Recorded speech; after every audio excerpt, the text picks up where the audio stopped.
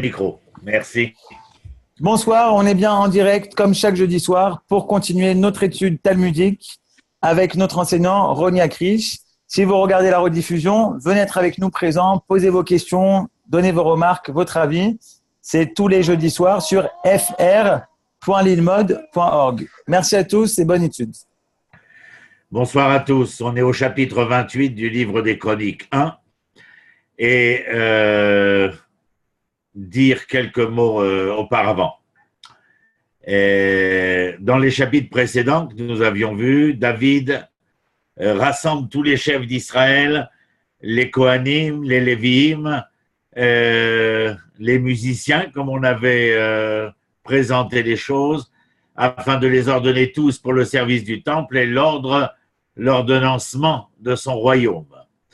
Dans ce chapitre que nous allons étudier ensemble, il réunit à Jérusalem tous les chefs d'Israël, les chefs des tribus, les chefs des divisions qui servaient le roi, les chefs de ce qu'on appelle les milliers, les centaines, c'est-à-dire les chefs des armées, les chefs de tous les biens, des possessions du roi, ses fils, les eunuques, les hommes forts, c'est-à-dire les vaillants, les seigneurs.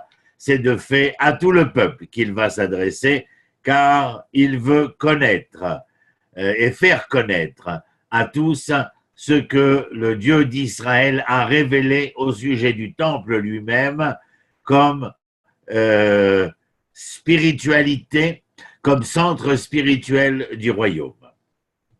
Verset 1, on y va.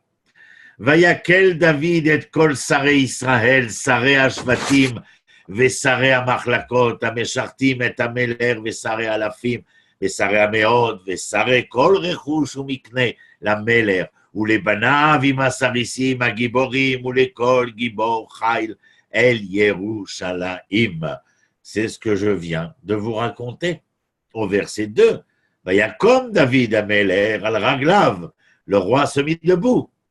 Vayomer, שמעוני אחי ועמי, écoutez-moi, entendez-moi, Achai, mes frères, amis, mon peuple, Ani im levavi livnot beit menucha. Vous vous rappelez, cette expression nous est déjà connue.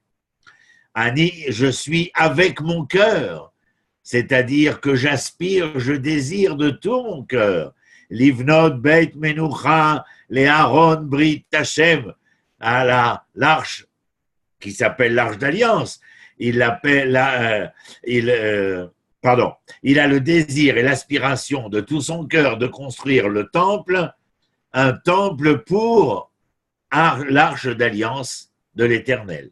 Ou les Adom Raglé Elohenu, et un marchepied pour l'Éternel, Ve'achinoti livnot, et il avait donc ici, dit-il, préparé, s'était-il préparé à construire. On monte un peu, Pascal, dans les versets, et puis vous vous souvenez, bien sûr, ce verset 3 est un rappel, Va Elohim amarli, et le Dieu créateur des lois immuables, je le rappelle, Elohim, amarli m'a dit, Lotivne bait leshmi, tu ne construiras pas une maison en mon honneur, en mon nom, mais en mon honneur, en l'honneur de mon nom. Qui ish milchamot ata vedamim shavarta, car tu es un homme de guerre, un guerrier, et le sang tu as versé. Vaifra Adonai Elohei Israël, bim mikol beit avi. D'un air de dire, mais auriez-vous oublié? L'Éternel m'a choisi, Vaifra Adonai Elohei Israël, bi, il m'a choisi, Mikol Beit Avi, parmi tous les gens de la maison de mon père, Liot, les Meler al Israël, les Olam, afin d'être le roi d'Israël à jamais, entendu par sa descendance, bien sûr, Ki biyuda bachar le Nagid, car il avait élu Yehuda, les Nagid. Alors, Nagid, c'est peut-être entendu comme on le traduit ici, chez vous, le prince. Mais Nagid, c'est celui qui est le conducteur. Et pourquoi s'appelle-t-il le Nagid? On pourrait entendre le verbe léagid, qui donnera le substantif agada, le récit. Le Nagid est le conducteur, mais pas n'importe conducteur de n'importe quel véhicule. Ce véhicule de l'histoire est ce véhicule qui est capable de transporter et d'être transporté par la voix de son conducteur, David, eh bien, est capable d'être transporté, de transporter le message du projet divin pour Israël et à travers Israël pour l'humanité. Liot, les Meler à l'Israël, les Olam, d'être le roi d'Israël à jamais. Ki Yehuda bachar le Nagid, ou bebet Yehuda beit avi, et la maison de Yehuda, la maison de mon père, ou bebne avi, et des enfants de mon père, bi ratsa. Il réitère le propos. C'est moi qu'on a choisi, les Amlir al-Kol Israël, afin d'être intronisé sur Israël. Verset 5. Mikol banai, ki rabim banim. J'ai eu beaucoup d'enfants. C'est ce qu'il dit. Mikol banai, de tous mes enfants. Ki rabim banim. Car ils sont nombreux, ces enfants. Natan li Adonai, que l'Éternel m'a octroyé. Vaifrar bishlomo bni. Et il ne dit pas que lui a choisi Shlomo, son fils, mais que l'Éternel a choisi Shlomo, son fils, la Shevet al-Kilse Malchut Hashem al-Israël, de régner. Kilse Malchut, c'est le trône, Malchut Hashem, le trône divin, sur lequel Shlomo est placé d'une certaine manière sur Israël, lui aussi, comme David, afin de diriger le peuple.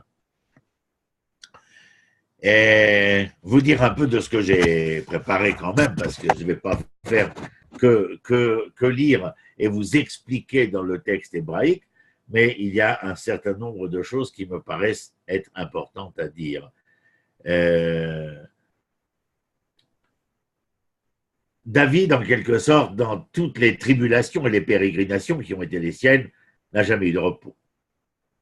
Avant d'avoir trouvé, ainsi l'avions-nous étudié, un lieu de repos pour l'arche d'alliance, un lieu où cette alliance déposée dans l'arche lui-même put être établie définitivement pour le peuple de l'Éternel, sans être exposé à un nouveau voyage à travers le désert. Vous vous rappelez, nous l'avions vu dans les chapitres précédents, raison pour laquelle d'ailleurs les Lévi'im pouvaient commencer leur service au temple non plus à 30 ans, mais à 20 ans, parce qu'il n'y avait plus ces pérégrinations-là et cette charge. Alors, nous voyons ici s'accomplir dans la fin des Chroniques 1, avec David et Shlomo, un prototype de la royauté, à travers, bien entendu, l'élément cardinal qui est mis en valeur ici, le temple, l'autel, l'arche, bien entendu. Cette montagne, ce Goren Arnan, qui est acquis, acheté par David, et qui sera le lieu sur lequel sera édifié le temple d'Israël, le temple de Jérusalem, le premier temple. Et on continue un peu de texte encore, au verset 6. Vayomer li Shlomo bincha. Et il me dit, c'est l'Éternel qui parle, Shlomo bincha, ton fils Shlomo, où il venait beiti vechatzerotai. Lui construira ma maison et mes parvis. Chatzerot, oui, ce sont les parvis. Ki bachanti boli les ben, car je l'ai choisi pour être le fils. Ve'ani ielo les av, et moi je serai le père. C'est-à-dire qu'il y a cette relation filiale, paternelle, qui est mise en valeur ici au verset 6, pour, d'une certaine manière, nous savons à quel moment se déroule l'histoire. C'est la fin, c'est le testament de David. Et donc David est peu à peu en train de s'éloigner de la réalité, de cette existence qui fut la sienne, une existence préparatoire à la grandeur de Shlomo, Et l'Éternel, en quelque sorte, eh bien, à mon humble avis, rassure David. Et regardez le verset 7. Verchinoti et malchuto. C'est-à-dire que je renforcerai ici sa royauté adolam à jamais. Nous avions vu cela précédemment. Ce n'est plus David qui parle, mais c'est l'Éternel qui parle en disant, bien sûr, s'il persévère à observer mes préceptes, mes lois et mes commandements, bien sûr. Et au verset 8, Veata, vous vous rappelez Veata? En conséquence de tout ce que nous avions dit précédemment. Et maintenant, en conséquence de tout ce que nous avions dit précédemment. L'école Israël Kal Adonai, en présence de tout Israël, de cette assemblée de l'Éternel, puisqu'il est le peuple de l'Éternel, c'est l'assemblée de l'Éternel. Ou Beozne Elohenu, et aux oreilles, c'est-à-dire à l'entendement de l'Éternel. Shimru vedirshu, qu'est-ce qu'il dit? Shimru, respecter, préserver en vérité, garder. Dirshu, exiger. Kol mitzvot Adonai Elohechem. Soyez exigeants. Soyez les gardiens de cette exigence qui concerne la loi, les préceptes, les commandements donnés par l'Éternel. Pour quelle raison? Leman tirshu et haaretz hatova, afin que vous puissiez hériter de la terre, de la bonne terre, c'est-à-dire de cette terre que Dieu donne à Israël, et qui sera transmise en héritage à vos enfants. Sachez que le verbe leit nachel en hébreu, qui veut dire s'implanter sur sa terre, implanter, vous entendez le relent culturel, agricole qu'il y a ici, leit nachel, sert dans son substantif à dénommer ce qu'on appelle dans le média des communs aujourd'hui, mitnachalim, c'est-à-dire les colons. En vérité, ce ne sont pas des colons, ce sont des gens qui s'implantent. Ce sont les implantations, là c'est très bien traduit. J'habite par exemple l'implantation de Kiryat Arba, tout proche de Hebron, et je suis donc un mitnachel. La traduction un colon, non, en vérité, je suis un homme de la terre et donc attaché à mon statut de paysan, je m'implante. Voilà, on a touché un peu à tout. Verset 9. Ve'ata Shlomo bni, et toi Shlomo, mon fils, da et Elohe avicha ve'avdeu, connais le Dieu de ton père et sers-le, belev shalem, avec un cœur entier, c'est-à-dire dans la plénitude de ton être, ou benefesh rafetsa, oh nefesh, nous touchons non pas au corps de l'homme qui se mobilise pour servir l'Éternel, mais nous touchons à l'esprit de l'homme qui doit être rafetsa, empressé, traduisent-ils, mais non, pas seulement empressé, il doit être dans le désir, presque l'esprit doit être dans l'avidité de ce désir de servir l'Éternel. Une histoire d'amour, en quelque sorte, qui colle les vavot d'Oresh Adonai. Ah bon? Incroyable. Qu'exige l'Éternel? Colle les vavot.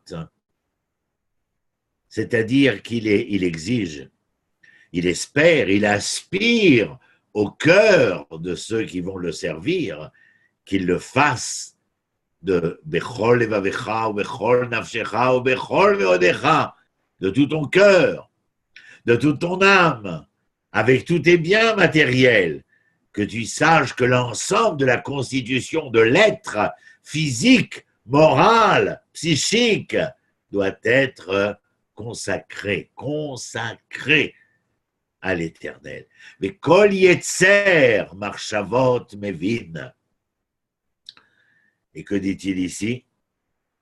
Qui colle les vavot d'Oresh Adonai, ve kol yetzer marchavot mevin, l'Éternel est capable de deviner, d'entendre la pensée de l'homme. Il est capable de deviner la pensée de l'homme. Im tidreshenu imatzelar. Si vous l'interpellez, vous l'appelez, vous le quémandez, imatzé, tu le trouveras. Il sera possible de le découvrir. Ve'im tahazvenu. Mais si vous le délaissez, yaznichach ala'al, il t'abandonnera à jamais. Pas seulement abandonner, les azniar, c'est véritablement bien traduit là, c'est délaisser. Re'ata. Combien ce chapitre est important, c'est pour ça que je m'y attarde. Hein. Re'ata. Regarde maintenant. Encore une fois maintenant, regarde maintenant en conséquence de tout ce que nous avons dit précédemment. Je répète, je réitère afin que vous appreniez. Ki Adonai bachar becha livnot bait lamikdash. Chazak ve'aseh. Regarde maintenant, conséquences, etc. Qui Adonai bachar becha, l'Éternel t'a choisi. L'Éternel, je vous rappelle, Adonai, Dieu créateur omniprésent dans l'histoire, omniprésent, omniscient, omnipotent. Qui Adonai bachar becha livnot bait lamikdash.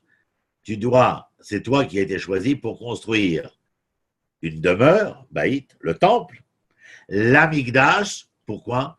Pour l'arche d'alliance, qui s'appelle comment ici? Elle s'appelle Migdash. La maison que tu dois construire, elle est pour le Migdash, et lorsque cette maison sera construite pour le Migdash, que je vous traduis tout de suite, cette maison deviendra quoi? Beit Amigdash, la maison du Migdash. Qu'est-ce que Kodesh? On l'a vu ensemble des dizaines de fois. Vous vous rappelez? Kodesh, Kaddish, Kiddush, insuffler la vie. La maison à partir de laquelle peut s'insuffler la vie. Et l'ordonnance de David tombe. Chazak ve'aseh. Et maintenant, sois courageux, sois fort et agis. Verset 11. Vaïten David li Shlomo bno et tavnit haolam. Il lui remet les plans d'architecture. Ve'et batav ve'gnazav ve'chadarav apnimim u'bet hakaporet. Vous le voyez, le verset 11. Ve'et tavnit kol asher haya beruach imo lachatzrot bet Hashem u'lekol aleshachot saviv leotzarot bet Elohim leotzarot hakodoshim. Verset 13, où les machlakot, akohanim, alevim, les kol menechet avodat bet Hashem, ou les chol kli avodat bet Hashem, c'est-à-dire l'ensemble, le plan architectural. Donc tu peux monter un petit peu, parce que maintenant j'ai certainement, tu peux monter, continue de monter, je te dirai où t'arrêter, vas-y encore, vas-y, ah, voilà, stop. Verset 20, donc il lui donne tout le descriptif, architectural. Et au verset 20, nous sommes à cet entendement-là. Vayomer David li Shlomo bno. On commence à le savoir que Shlomo, c'est le fils de David. Mais il faut réitérer. Et là, si vous le permettez, je vous apprendrai quelque chose. Le fils, en hébreu, l'enfant, ben, est la racine du verbe livnot, construire. Pour quelle raison les hommes ont cet instinct naturel de vouloir procréer, assurer la pérennité? C'est parce qu'ils continuent à se construire à travers l'enfant. Ben, c'est pas seulement l'enfant biologique. Ben, c'est la racine du verbe livnot qui veut dire construire. À travers cet enfant, malgré ma mort, je continue d'être, c'est-à-dire je continue d'être construit. Chazak ve'ematz, encore une fois. Sois fort, courageux, ve'aseh, agis, altira, n'aie pas peur, altarat. Tu vois, vous vous rappelez, je vous l'avais dit, sois sans peur et sans reproche. Qui Adonai Elohim Elohai, car l'Éternel Dieu, mon Dieu, Imar, il est avec toi. Lo yarpecha, velo yazvecha. Jamais il ne t'abandonnera. Jamais il ne te laissera, oui, le traduis ici, fléchir. Ad lichlot kol melechet avodat bet Hashem, jusqu'à ce que le temple soit construit, jusqu'à ce que cette œuvre qui représente le Beit Hamikdash, Vous voyez ici, c'est Beit Hachem, c'est la maison de l'Éternel omniprésent, non pas celui qui est le créateur des lois immuables, le soleil se lève, le soleil se couche, bien entendu, le déterminisme de la création, mais le Dieu omniprésent, celui qui offre à l'homme la possibilité de penser qu'il a entre ses mains la liberté de pouvoir être et devenir. Être et devenir à travers la maison, qui est la maison, le temple consacré, parce que l'Arche d'Alliance y est, mais où le Mikdash, comme je vous l'expliquais précédemment, c'est l'insufflation de la vie. Et il ne faut pas confondre, bien entendu, le sens de la Torah, qui veut dire un enseignement de ce souffle de vie pour Israël, afin qu'Israël soit à travers ce qu'il est, il sera capable d'être et de devenir, c'est-à-dire Mamlechet Kohanim Vegoy Kadosh, un royaume de prêtres, pas dans le sens de prêtres religieux, mais Mamlechet Kohanim, c'est-à-dire de ses fonctionnaires, représentants du projet divin, Vegoy Kadosh, un peuple saint, et qu'à travers ce fonctionnariat qui transmet le projet de l'autorité divine et la nation qui devient Mamlechet Kohanim Vegoy Kadosh, un peuple saint, c'est-à-dire un peuple capable d'insuffler la vie à lui-même et à travers lui-même à l'ensemble de l'humanité. Verset 21, c'est la fin, je crois, du chapitre 28. Veine. Marlekot HaKohanim HaLeviim, les différents groupes des Kohanim, des Lévim, les Kol Avodat, chacun a son travail, son labeur. Beit HaElohim, dans la maison de l'Éternel. Veimecha Bechol Melacha, les Kol Nadiv Bechochma. Pour chaque ouvrage, tu seras secondé par des hommes de bonne volonté. Les Kol Nadiv Bechochma, les Kol Avodat, Vasarim, Bekol Aham, Bekol Varecha. Tout le peuple, les chefs, vont être à ta disposition, les Kol de Varecha. Davar, c'est la chose. Davar, c'est la parole. Davar, c'est comme le livre des chroniques, c'est Divrei Hayamim. Davar Hayom. Davar Hayom, c'est le propos du jour. C'est en tout cas ce qui s'y est déroulé. Alors oui, le mot entreprise peut être acceptable. Voilà. On passe à la suite, Pascal. Je pense que c'était très, très intéressant là. Ça m'a beaucoup intéressé à moi personnellement. J'espère que j'ai été capable de vous transmettre mon enthousiasme. Hein, Ronnie, on ne voit pas d'amertume dans le discours de David par rapport au fait que lui bâtira pas le temple. Eh oui, tu as entièrement raison. Ça n'a pratiquement ce que je vous ai dit la dernière fois, c'est-à-dire qu'entre le livre des rois et le livre des chroniques, il y a quand même une sacrée dissonance. Voilà, c'est ce que j'ai à dire. Chapitre 29, ça va, vous suivez, tout le monde va bien? Vayomer David Ameler l'école à Kaal. David s'adresse à l'ensemble de l'assemblée. Shlomo Bni, Echad Bacharbo. Il a été choisi par qui? Par Echad. Qui est un? Dieu. Beni Echad Bacharbo. Elohim Bacharbo Elohim. Qui Beni Echad Bacharbo Elohim Nahar Barach. Qui a été choisi par Dieu et jeune Nahar Barach. Là aussi, Pascal, tu vois, il y a une telle dissonance avec le livre des rois où il n'y a pas tout ce descriptif concernant le relationnel entre David et Shlomo. Dans le livre des rois, c'est beaucoup, beaucoup, beaucoup plus condensé. Vamelach Gdola, l'ouvrage est grand, l'entreprise est grande. Kilo le Adam Abira, car ce n'est pas un homme, Vamelach Gdola, Kilo le Adam Abira, qu'il a donné Elohim. Abira, ici, c'est en quelque sorte, on pourrait entendre le mot capital. L'entreprise capitale ici n'est pas destinée à l'homme.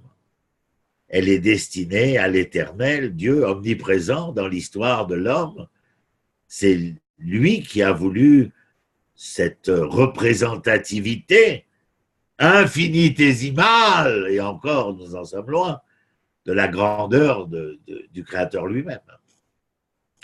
Ou bechol kori, de toutes mes forces.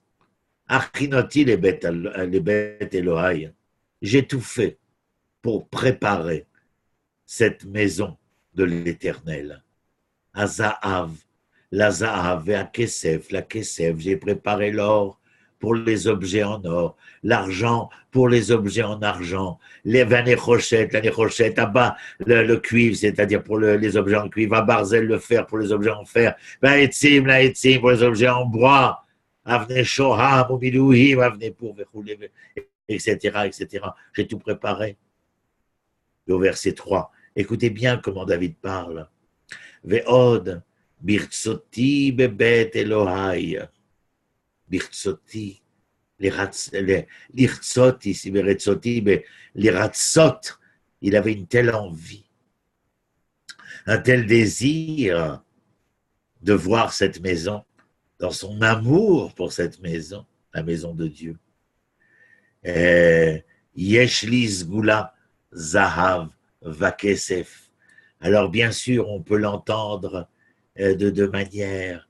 Yeshli segula zahav vakesef. Comment traduisent-ils ici? Les trésors d'or et d'argent que je possède, je les ai affectés à la maison de Dieu. Natati les bêtes Elohai, les mahala. Yeshli zgula zahav vakesef. Mais on peut l'entendre aussi. Yeshli zgula, j'étais quand même celui qui, par ce qu'il a fait, par ce qu'il a entrepris durant toute sa vie, eh bien, possédait une certaine richesse qui aurait dû, peut-être, je l'entends comme cela, un peu le propos affligé de David, qui aurait pu être celui qui aurait construit quand même, et malgré tout, la maison de l'Éternel. Alors l'entendement, l'autre, moins affligé, c'est qu'il possède des trésors, ses butins de guerre, et qu'il donne tout à la maison de l'Éternel. Mikol achinoti les bêtes amigdash, et cela va bien au-delà de tout ce que j'ai préparé pour ce temple, Beth HaKodesh, vous voyez, Beth HaMikdash, Beth HaKodesh, mais on reste dans le même rythme littéraire ici, bien entendu. Toujours, on entend derrière cela comment le souffle de vie s'insuffle, bien entendu. Je vais vous lire un petit peu d'ironie aussi. On a vu comment David s'exprime. Shlomo est jeune, délicat, il n'avait pas encore atteint sa pleine croissance pour prendre en main les rênes du gouvernement. En attendant ce moment, son père l'avait proclamé roi et comme tel l'avait assis, lui, sur son trône. Mais maintenant, David ici, David avait fait tout ce qui était nécessaire pour que Dieu puisse établir définitivement son trône à Jérusalem, c'est-à-dire le temple. Mais il ajoute encore, dans mon affection pour la maison de l'Éternel, je donne pour la maison de mon Dieu ce qu'on vient de voir à l'instant. Donc vous entendez un propos qui est quand même à double sens. Le résultat de cette libéralité dont nous sommes témoins est une joie générale à la fois dans tout le peuple, dans le cœur de David. On peut voir ça, verset 9, mon cher Pascal. Hein, on peut y aller au verset 9 et voir ce qui est écrit après tout ce qui est décrit précédemment. Voilà, c'est ça, verset 9. Et le peuple se réjouit. Qu'est-ce que ça veut dire, les libéralités dont j'ai parlé à l'instant? Eh bien, alitnadvam, à la possibilité qui leur fut donnée de pouvoir offrir, donner, octroyer. Qui belev shalem, eh oui, c'est de bon cœur, volontairement, que ceci était fait. Itnadvu l'Adonai. Aujourd'hui, on appelle les mitnadvim, les volontaires. Les itnadev, c'est être volontaire. Ici, ils se sont offerts, ils ont offert ce qu'ils avaient de plus cher à l'Éternel. Et comme David Améler, Samar Simrak de là. Et bien sûr, David Améler ne pouvait que se réjouir, ici particulièrement. Et d'ailleurs, David va, on va le voir ici, verset 10, Vaïvarer David et Adonai. Alors, ça paraît bizarre, bien entendu, de dire que David bénit l'Éternel. Si quelqu'un peut bénir quelqu'un, enfin, excusez-moi pour le quelqu'un, mais qui peut bénir ici? Ben, l'Éternel peut bénir David. En vérité, Vaïvarer David et Hachem l'aîné, Kol HaKaal. Barer, vous vous rappelez, Barer, c'est Bérer, le genou sur lequel on donnait naissance, et que toute bénédiction, bénédictée, c'est la bonne parole, et que cette bonne parole est capable de générer, d'engendrer quelque chose. Voilà, en quelque sorte, la traduction ici, comme vous le voyez, David, en présence de toute l'assemblée, loua le Seigneur en s'exprimant. En vérité, il remercie l'Éternel de lui avoir permis de générer, d'engendrer. Et il le fait devant tout le peuple. C'est un acte d'humilité profonde qui permet à David d'agir ainsi. Yomer David, Baruch ata Adonai Elohei Israël Avinu me'olam ve'ad-olam. Et ce n'est pas béni sois-tu, non. C'est loué sois-tu, Éternel, par tous ceux qui entendent ici ce que nous avons préparé, ce que nous sommes prêts à faire et ce que nous allons faire. Le peuple devra te louer, Éternel Dieu d'Israël, notre Père. Pour combien de temps? Mais olam ve'ad olam. Fin du verset 10. Mais olam ve'ad olam. À jamais. L'éternité en l'éternité, oui, mais en français, on dit en littérature, à jamais. Lecha Adonai Agdula Vagvura Vatiferet. Ouh là là, nous retrouvons des propos de la prière, de la liturgie. À toi, Éternel, appartiennent la grandeur, la puissance, la gloire, l'autorité et la majesté. Anetzar ve'ahod. L'éternité et l'autorité, c'est pas l'autorité à Hod, c'est. On rentre dans des propos kabbalistiques et ésotériques, hein.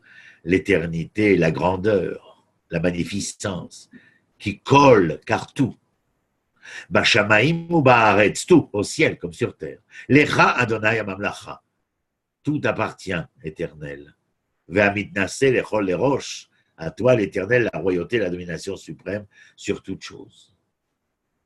Et là, et donc nous assistons ensemble à une liturgie de la part de David, une prière, la prière de David, Ve'aosher, ve'akavod milefanecha, de toi émanent les richesses, des honneurs, Ve'ata moshel bakol, tu es le souverain, maître de tout, Ubeyadecha koar gvura, c'est entre tes mains que se trouve koar, la force, et gvura, la puissance, Ubeyadecha, et entre tes mains, les gadel ou les chazek, kakol, de faire grandir et d'affermir toutes choses. Ata, encore une fois au verset 13, en conséquence de tout cela, Beata Elohenu, en conséquence de tout cela, Éternel notre Dieu, Modim anachnu lach, nous te remercions, Umealelim, nous te louons, les Shem Tifartecha, au nom de ton nom glorieux. Et là, encore une fois, on revient au verset 14, à l'humilité probante de David. Veki miani, ou miami, qui suis-je? Qui est mon peuple? Qui n'a tsor kohar, leidnadev kazot, pour qui n'a tsor kohar, c'est-à-dire pour susciter tant de force, tant de volonté, pour venir, encore une fois, leitnadev, c'est-à-dire être volontaire de cette manière. Est-ce que nous puisons ces forces en notre propre sein? C'est de toi que nous tenons cela. Umiyadecha natanu lach. Et c'est de ta main que nous n'avons, en quelque sorte, il dit ici, de ta main nous avons reçu. Et c'est de ce que nous avons reçu de ta main que nous rendons à ta main, par cet acte volontaire. Ki gerim anachnu lefanecha vetoshavim. Nous sommes devant toi comme des étrangers, Éternel. Vetoshavim, nous sommes des résidents. Kechol avotenu, comme l'étaient nos pères. Katzel yemenu à la haaretz. En vérité, nous sommes quoi? Tzel, une ombre. L'ombre de nous-mêmes, l'ombre de nos jours sur terre, VN mikvé. Mikvé dans le sens de tikva, de longévité, c'est-à-dire d'espoir de longévité.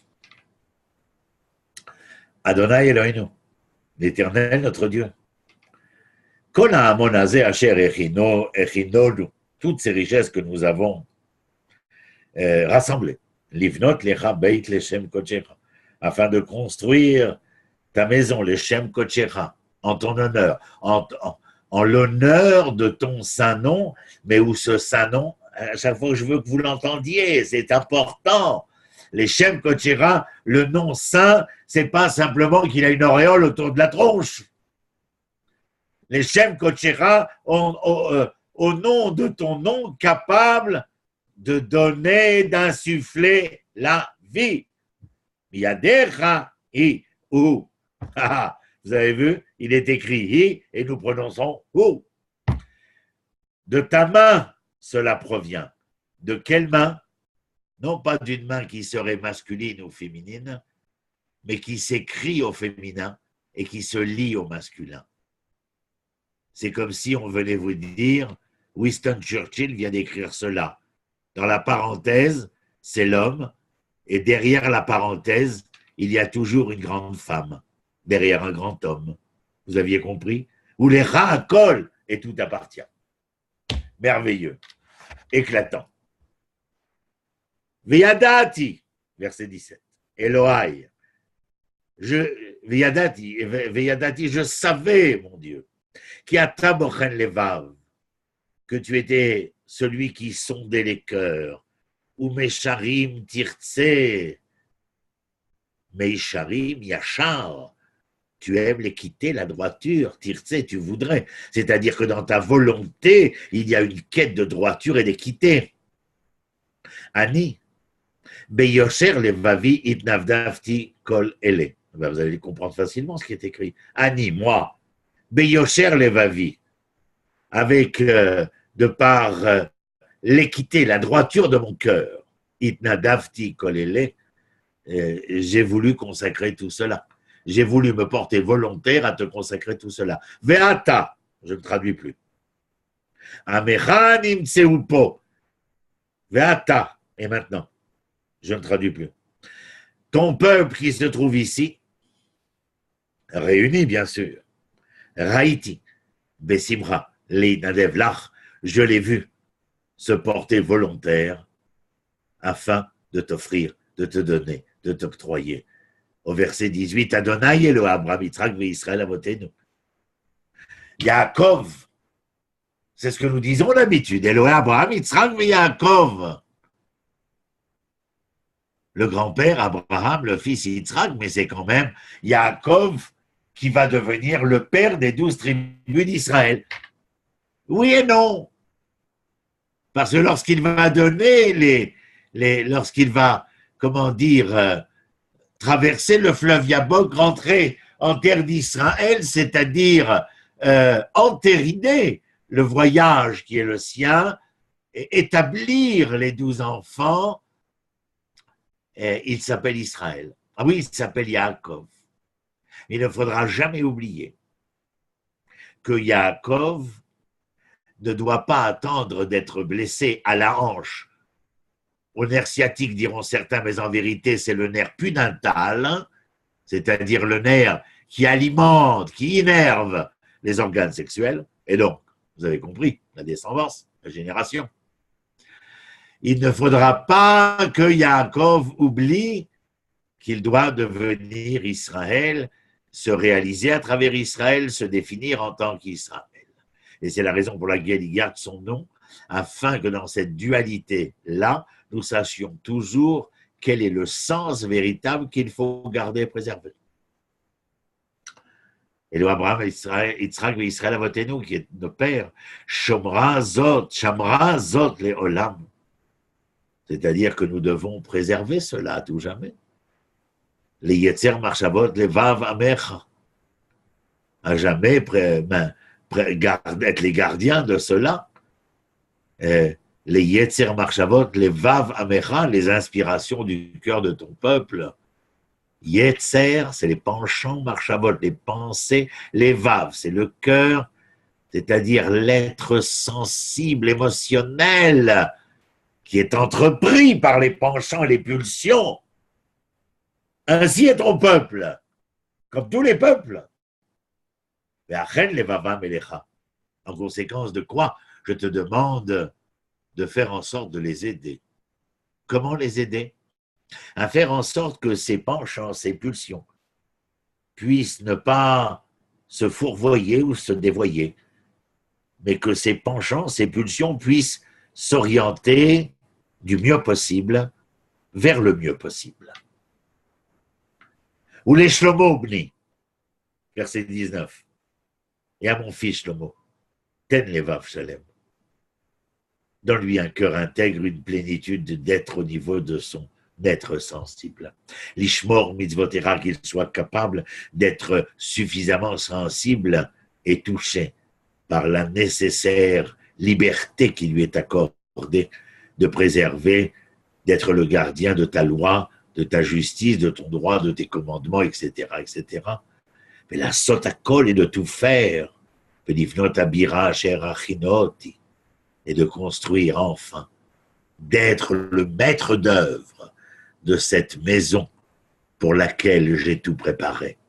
Vous entendez? Est-ce que vous entendez le rythme littéraire? J'ai préparé, j'ai préparé, j'ai préparé. Dans cette, je dirais, dans ces propos réitérés, récurrents, depuis des chapitres, ces derniers chapitres, nous entendons l'affliction, la contrition de David de ne pas être celui qui construit le temple. Vayomer David l'école à Kaal. Et David s'exprima devant toute l'assemblée.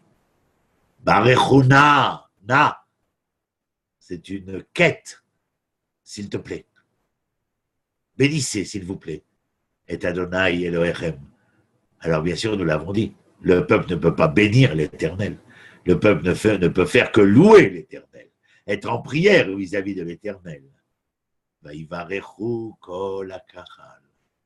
Et tout le peuple, toute l'assemblée se mit à louer l'Adonai Elohé Avotehem, l'Éternel, créateur omniprésent dans l'histoire des hommes, le Dieu de leur père. Vaïkdou, ils se sont penchés, inclinés. Vaïshtachavu l'Adonai, ils se sont prosternés devant Dieu. Velameler, devant le roi Shlomo. Verset 21, Vaïsbechu l'Adonai zvachim, ils ont fait des sacrifices. Vaïalou olot l'Adonai, on immola l'Éternel sacrifice, on lui offrit des holocaustes, 1000 taureaux, blablabla. Le sacrifice, c'est korban en hébreu. Korban, la racine, c'est karov.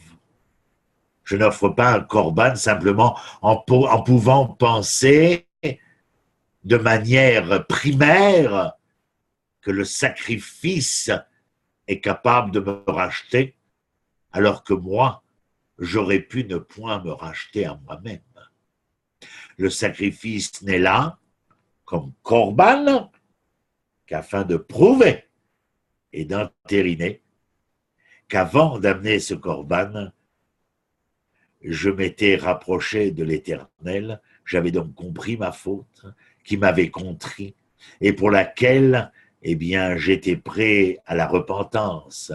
Et c'est cela qui m'amène au temple. C'est cela qui m'amène au temple pour donner mon sacrifice, car je suis proche bien avant de donner ce korban. Anikarov, bien avant d'amener le korban.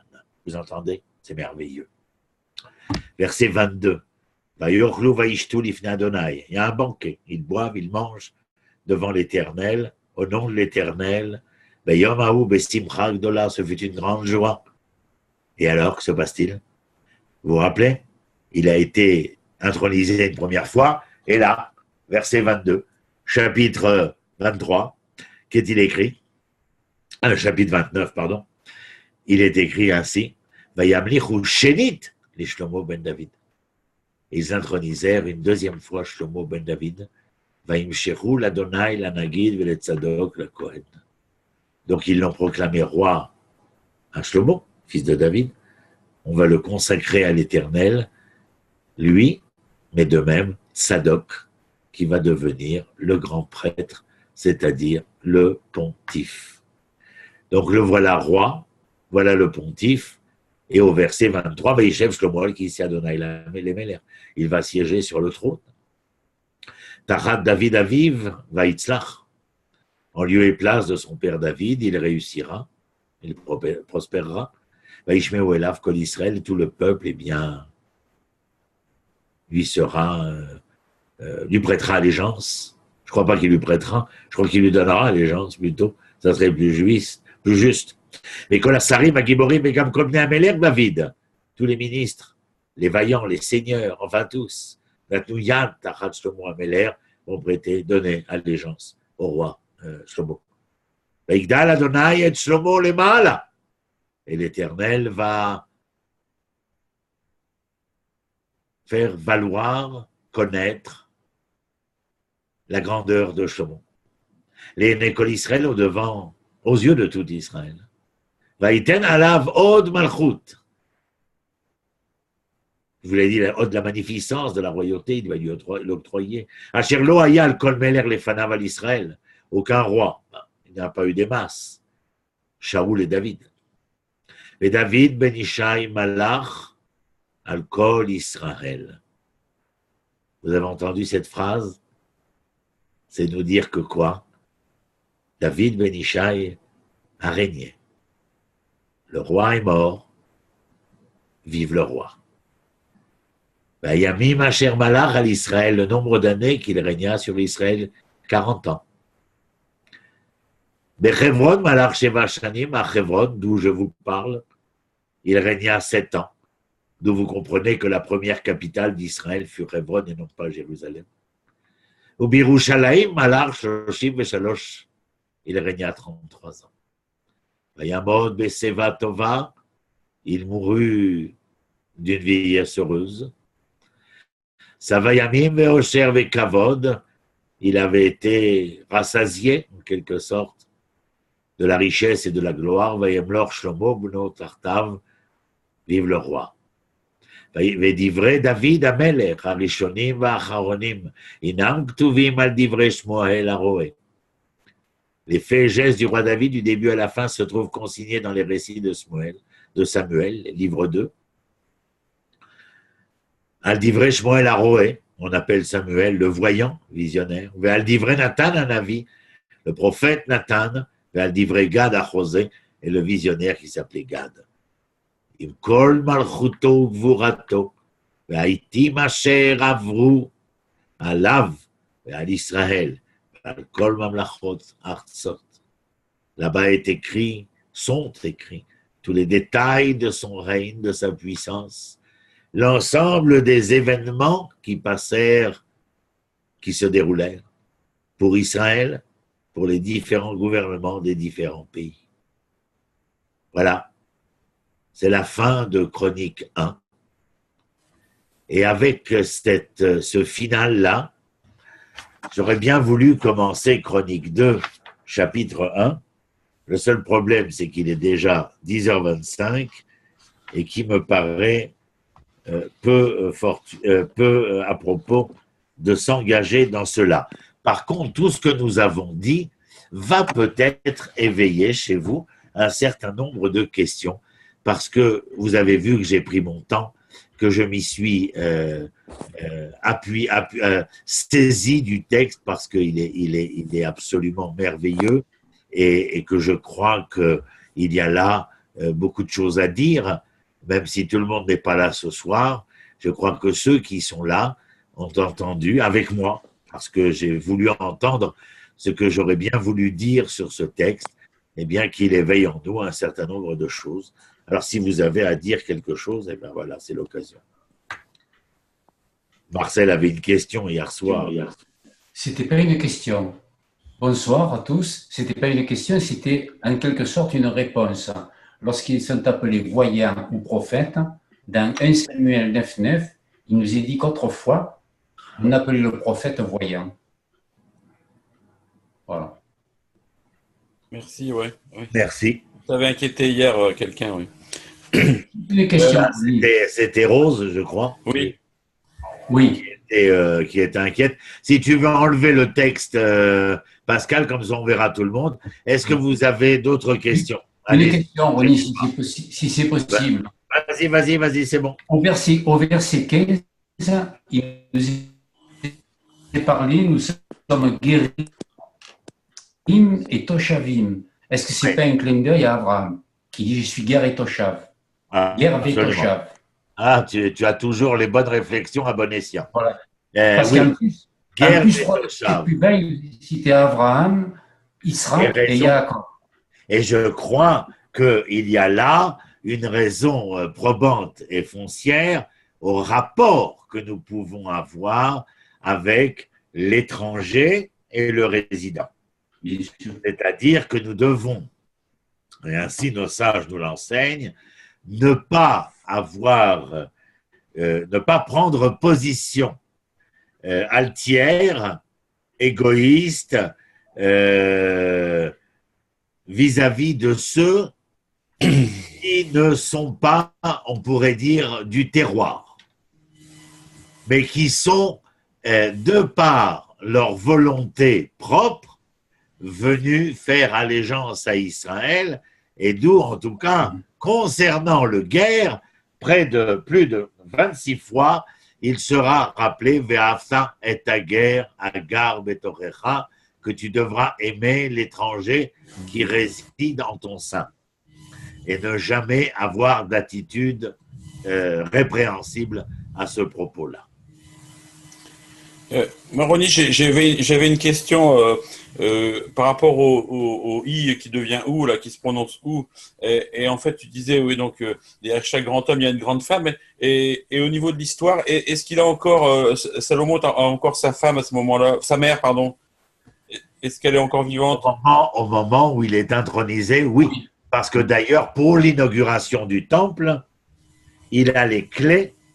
Et dans un épisode assez malencontreux, alors qu'il a passé la nuit avec la princesse égyptienne qui lui a mis dans le dé de la chambre une toile, un drap étoilé au plafond, il reste persuadé qu'il est encore dans la nuit alors que le jour s'est levé et on envoie quérir Bathsheba, la mère de Shlomo, pour aller réveiller son fils de sa nuit étoilée afin qu'il s'en vienne accomplir les ordonnances liées à l'inauguration du temple.